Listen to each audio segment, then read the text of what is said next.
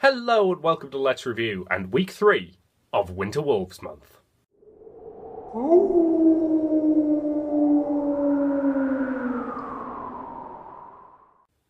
Is it my imagination or is the source of that noise getting closer?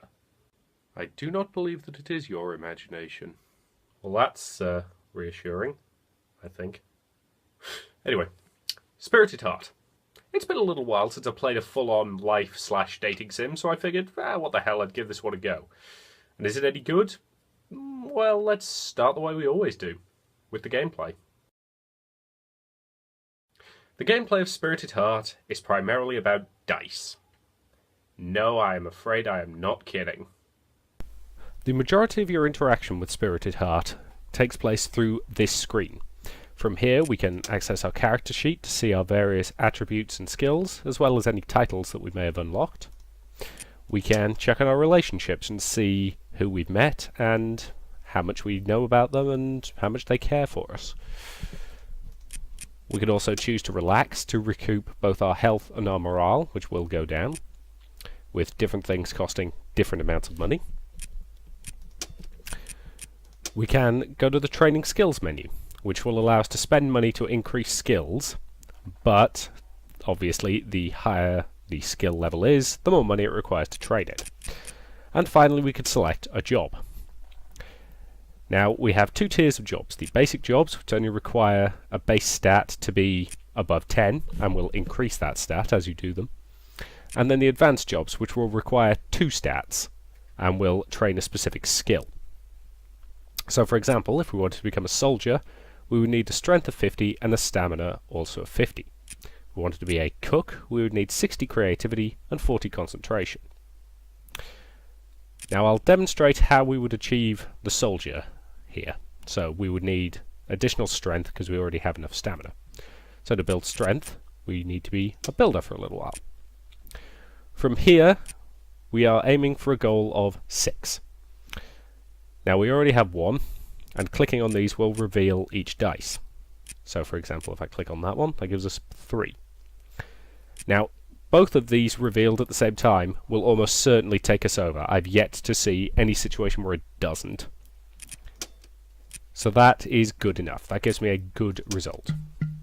And a pretty good boost to my strength. I could then automatically repeat the last job rather than having to go through the job menu repeatedly. My other option here is to simply click automatic job. With that, you'll do either average or good.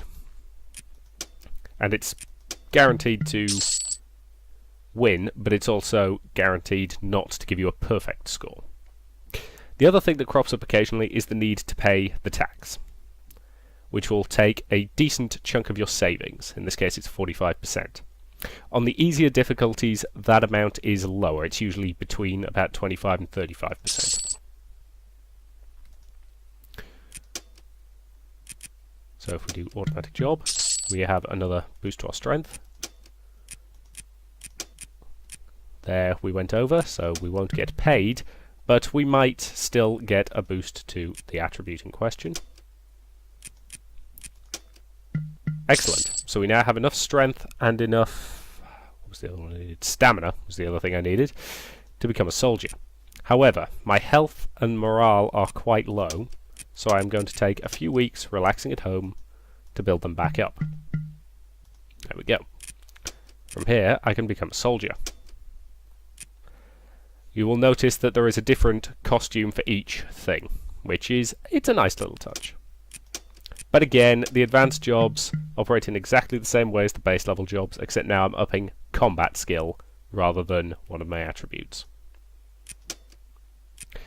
Within these segments you also have the chance of random encounters, which will further the storylines with the various romantic options. And that's basically it.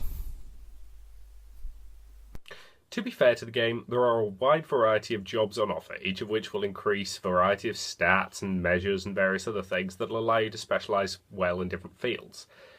Ultimately, though, there's not really enough to these mechanics, and the random and frankly gambly nature of them means that it's all a bit too uncertain. There's no real skill involved, and that's a bit of a problem. Ultimately, there's just not enough to the gameplay here to sell the game on its merits alone. However, I have stated in the past that I believe that weak gameplay can quite easily be supported by a strong story. And how's Spirited Hearts? Well, there is a lot of variety in Spirited Heart. If you're playing the deluxe edition available on Steam, which has both the male and the female romance options, you have a dozen potential love interests. However, this amount of variety has worked against Spirited Heart to a degree. They've spread themselves too thin? Sadly, yeah. Here's the thing. For all the variety, I don't feel like I know any of these characters at all. You just don't get enough encounters with them. There's not enough meat on their proverbial bones. You have 3 or 4 encounters during your first tier jobs and about another half dozen during the second tier jobs.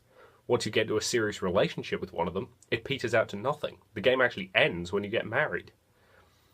Given that I'm meant to be forming relationships with these people, the fact that I can't describe any of them beyond broad character strokes is a serious problem. I notice you have yet to talk about the main storyline. That's because there kind of isn't one. Well, not really, anyway. The only thing that I could consider a main plot point is the visitation about a third of the way through by the goddess. Well, one of 3 goddesses, depending on which race you chose to play as, who will give you a special task to complete, and if you do, you attain the special goddess ending. Again, one for each race. Unfortunately, these endings aren't really any more satisfying than the romance endings. Spirited Heart feels like a game that overreached itself. And honestly, although there's an awful lot of replayability here, I honestly can't see anyone going through it enough times to see everything. Perhaps someone more thorough than you might? Okay, maybe an obsessive-compulsive completionist might, but honestly, that's a pretty small subset of your audience. Here's the thing. Because there are no real characters outside of your romance options, and because those romance options are all independent from each other, there's no real feeling of connectivity or world building that's necessary to really make me feel anything about this game. Ultimately, I don't hate Spirited Heart's story, but I don't really like it either. There's just not enough to it to honestly make me feel anything, which just makes it kind of bland. Personally, the art for this game doesn't do a lot for me. It's by no means bad, but it's also not particularly great either.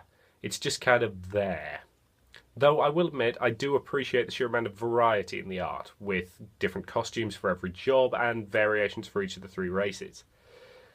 Ultimately, it's in no way bad, but it is subpar for a Winter Wolves game, which admittedly only makes it average. The music, likewise, is nothing bad, but it's also really nothing worth writing home about. Ultimately, it's just kind of there. Well, except for the odd moments when it seems to fade out to complete silence for no apparent reason, which can be a little bit creepy at times.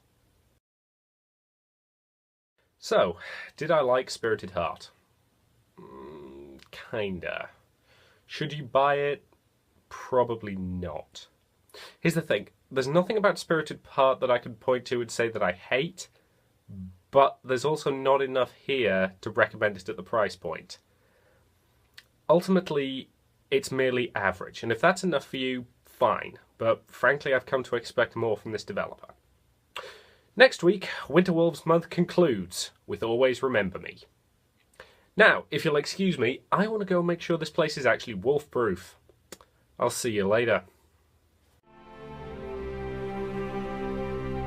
Look at your watch with a perilous gaze, a troubled stare.